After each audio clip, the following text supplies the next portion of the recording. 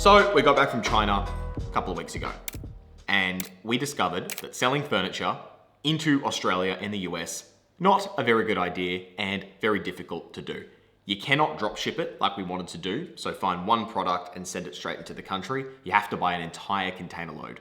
We then thought, well, if we could get a customer to subscribe to a couch, we're not trying to have to sell it for, say, $8,000. We could sell it as a subscription. Makes it much easier for them to buy. There's like a different value prop there. But now we're talking about moving couches around the country and into people's houses, and it just gets complex. So I thought, well, all right, if we focus on that and then we also think about e-commerce, why don't we look at a more simple e-commerce product? And we've also been working on a cosmetic product that we think can really help people.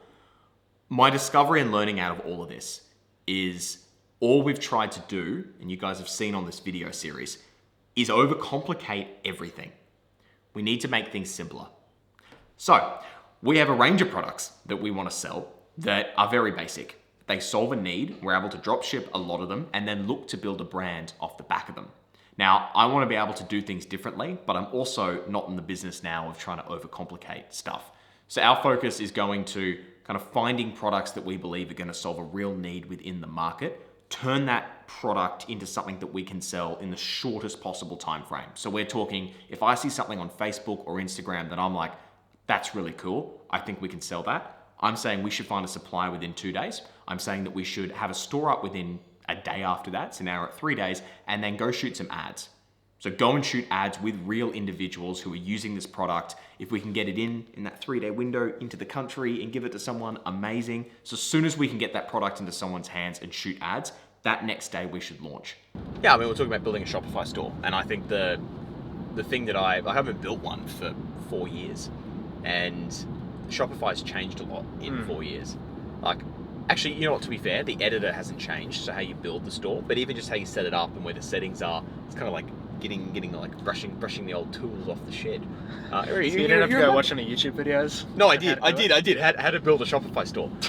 Because you remember, like when I was at school, like we were in class together, and I was sitting there for hours and hours during school, just doing stores and testing. I remember this in maths class, but was it in every class?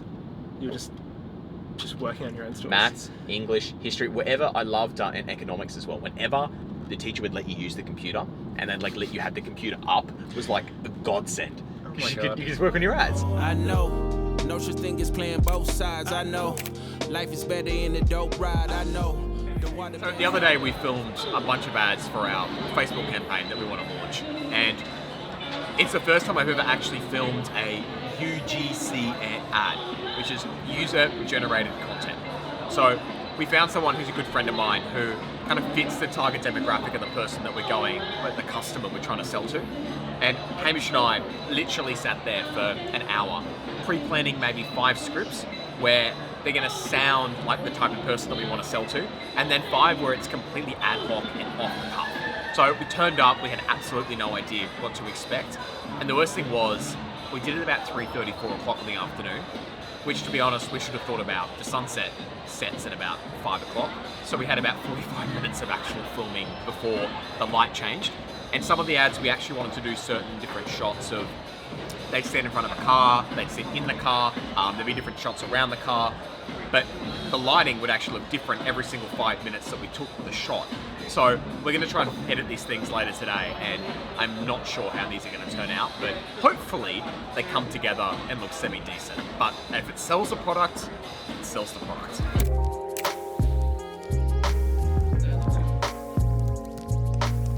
So I'm just putting some final touches onto these videos at the moment. We've got 5 main videos. 1, 2, 3, 4, 5.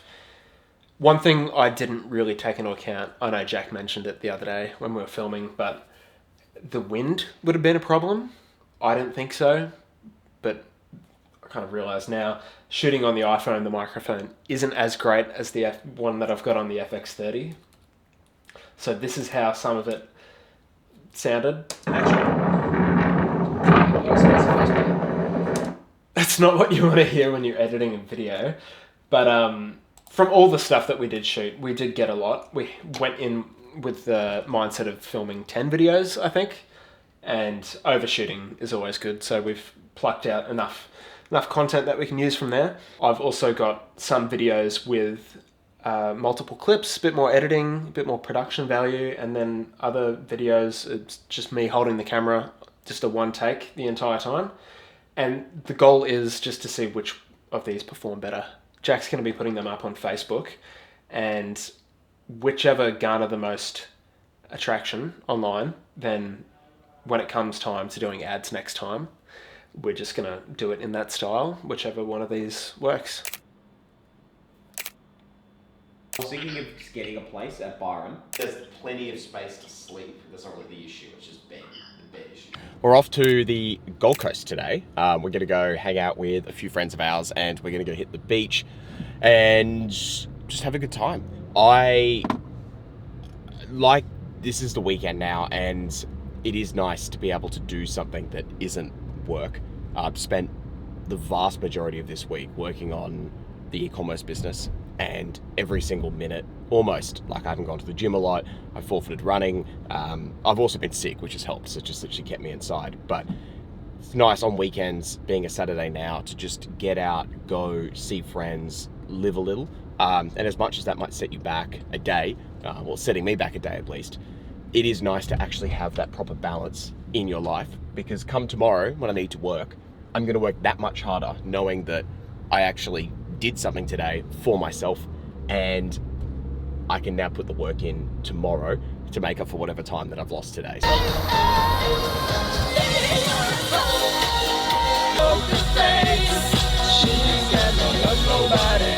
We go to a restaurant, we go to the beach, we're going to go have wine.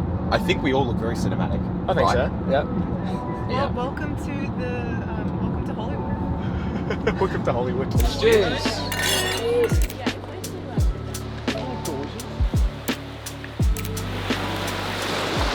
It's cool, you get to do stuff on this on the weekends, and you get to take a break from working, and I don't know if there's a much better spot that you could come to take a break than here in Australia in, what, Byron Bay, like this.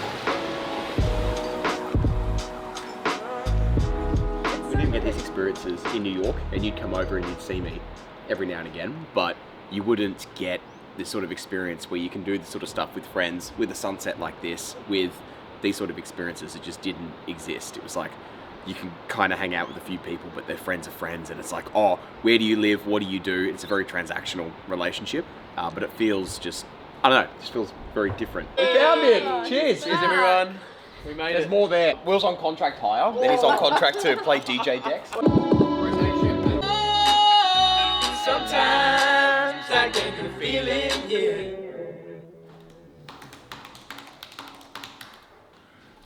It has taken too many days to get these ads live.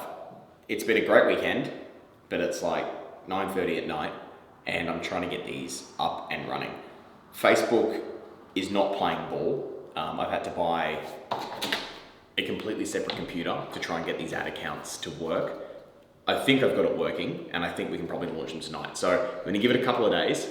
Typically with a Facebook ad, once you launch it, it's a few days until you see some sort of results, so 24 to 48 hours. And within that very short period of time, we're going to know if they're working or they are not. And either that's a problem with the website, the ad, or the product. So I'm going to dissect over the next couple of days either or, which is a problem. Now, I don't want to get too ahead of ourselves, but the next problem we're going to have is suppliers. We've got one or two for each product that we want to sell, but the problem is I don't know how good they are.